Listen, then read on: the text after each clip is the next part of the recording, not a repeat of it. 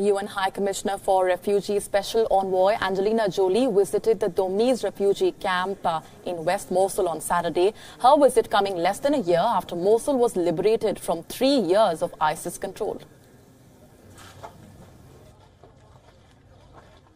Hollywood actor Jolie arrived in Mosul on the second day of Eid al-Fitr and visited Syrian refugee families at the Domi's camp, home to 33,000 refugees. Iraqi forces had seized Mosul from Islamic State militants in July 2017. The militants had occupied the city for 3 years, turning it into a stronghold of the caliphate. Walking through the bombed-out streets of Mosul, Jolie, on her 5th visit to the war-torn country, said this is the worst she'd seen in 17 years of doing humanitarian work.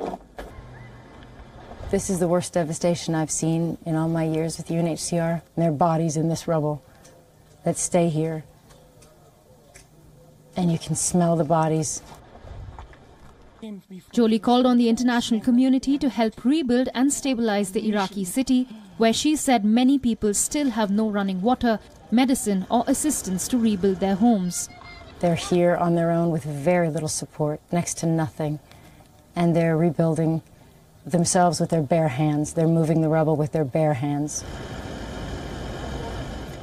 Funding received by the UNHCR to help refugees from the Syrian conflict fell sharply this year to only 50% of the funds it needed.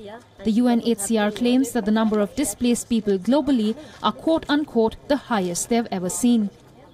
These figures will be published on Tuesday on the eve of World Refugee Day to draw attention to the growing refugee crisis.